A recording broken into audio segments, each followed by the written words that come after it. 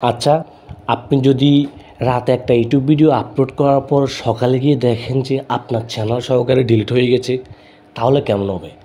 আপনার কিন্তু স্বপ্নটা চুরমার হয়ে যাবে। কারণ দেখেন, সবার কিন্তু ইউটিউব চ্যানেলটা সবারই শখের। এখন আপনি যদি আপনার শখের ইউটিউব চ্যানেলে এমন ভিডিওগুলো আপলোড করেন, তাহলে আপনার ইউটিউব চ্যানেলটা ডিলিট হয়ে যাবে। তাই অবশ্যই আপনি ভিডিওটা দেখবেন, তাহলে আপনি ক্লিয়ার বুঝতে পারবেন। ইউটিউবে কিন্তু শুধুমাত্র ভিডিও আপলোড করলে হবে না, ভিডিও আপলোড করার অনেকগুলো নিয়ম আছে। আপনি যদি ইউটিউবের নিয়মের বাইরে গিয়ে ভিডিও আপলোড করেন, তাহলে কিন্তু আপনার ভিডিওটা অবশ্যই ইউটিউব ডিলিট করে দেবে, এমনকি আপনার ইউটিউব চ্যানেলটাও ডিলিট করে দেবে। এখন ফার্স্টে বলি, ফার্স্ট হচ্ছে সেনসিটিভ কন্টেন্ট। সেনসিটিভ কন্টেন্ট কি? সাপোজ এখানে মারামারি হচ্ছে, এখানে কাটাকাটি হচ্ছে, আমরা অনেকে আছি, আমরা এরকম ভিডিও কোনো একটা জায়গায় মারামারি করতেছে মানুষ, আমরা এটা ভিডিও করে ইউটিউবে আমাদের চ্যানেল থেকে আপলোড করে দিই। এমনটা করলে কিন্তু আপনার ভিডিওটাও ডিলিট হবে, এমনকি আপনার চ্যানেলটাও ডিলিট হয়ে যাবে। কারণ দেখেন, এগুলো কিন্তু কমিউনিটি গাইডলাইনের ব্রেক করে, কিন্তু এগুলো কমিউনিটি গাইডলাইনের বাইরে। ইউটিউবের একটা যে কমিউনিটি গাইডলাইন রুলসটা আছে, ওই রুলসের বাইরে। তা অবশ্যই আপনি এরকম ভিডিও আপলোড করবেন না। অ্যান্ড সেকেন্ড হচ্ছে যে এখানে আগুন লেগেছে, আমরা ওই সময় কোনো একটা জায়গায় আগুন লাগলে আমরা ওই ভিডিওটা ইউটিউবে আপলোড করি, ওইরকম ভিডিও কিন্তু ইউটিউবে আপলোড করা যাবে না। ওইরকম ভিডিও আপলোড করা থেকেও আপনাকে বিরত থাকতে হবে। অ্যান্ড তিন নাম্বার হচ্ছে কী করি? 3 নাম্বার, আমরা অনেকে আছি কাউকে হেনস্থা করি আমাদের ভিডিওর মধ্য দিয়ে।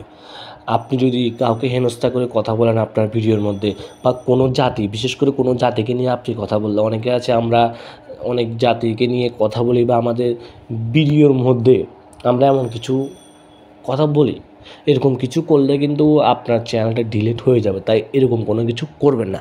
অ্যান্ড 4 নাম্বার হচ্ছে যে 18+ যেসব কন্টেন্ট আছে, অ্যাডাল্ট যেসব কন্টেন্টগুলো আছে, আমরা অনেকে আছি ভুলবশত এরকম অ্যাডাল্ট কন্টেন্ট বা ভিউ পাওয়ার জন্য এরকম অ্যাডাল্ট কন্টেন্ট আপলোড করে দিই। এরকম কিছু করলেও কিন্তু আপনার ইউটিউব চ্যানেলটা দেখবেন কয়েক ঘন্টার মধ্যে ডিলিট হয়ে যাবে। কেননা ইউটিউব কিন্তু এগুলো খুব সেন্সিটিভভাবে দেখে। কেন দেখেন, ইউটিউব প্ল্যাটফর্মটাকে ইউটিউব যতটুকু সম্ভব সুন্দর ও ভালো একটা প্ল্যাটফর্ম বা শিখার একটা প্ল্যাটফর্ম হিসেবে রাখার চেষ্টা করে। এখন যদি আপনি আপনার ভিডিওর মধ্যে এমন কোনো কিছু ফোকাস করেন বা এমন কোনো ভিডিও ইউটিউবে আপলোড করেন, তাহলে কিন্তু আপনার ইউটিউব চ্যানেল ডিলিট হয়ে যাবে। তাই অবশ্যই আপনি ইউটিউবে একটা ভিডিও আপলোড করার আগে চিন্তা করবেন এই ভিডিওতে আপনি এমন কোনো কিছু করতেছেন কি না।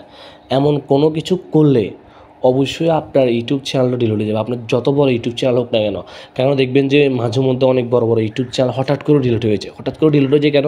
তারা কোনো একটা বিরোধী পোস্ট করেছে, বিরোধী কথা বলেছে, বা তারা এরকম মারামারি হচ্ছে, এগুলা ইউটিউবে আপলোড করতেছে।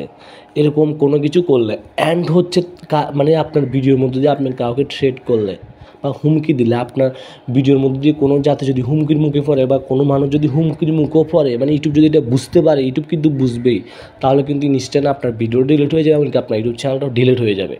তাই অবশ্যই আপনি এসব কিছু থেকে বিরত থাকবেন। আপনি ভালো ভিডিও তৈরি করুন, ইউটিউবে বুঝে শুনে ভিডিও তৈরি করুন, দেন আপনার শখের ইউটিউব চ্যানেলটা সম্পূর্ণ ভালো থাকবে।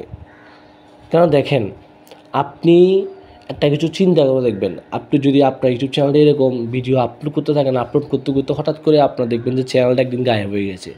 দেখবেন যে আপনি রাতে ঘুমাতে গেছেন, সকালে উঠে দেখবেন যে আপনার চ্যানেলটা ইউটিউবে নেই, আপনার ইউটিউব চ্যানেলটা হারিয়ে গেছে সম্পূর্ণ ইউটিউব প্ল্যাটফর্ম থেকে।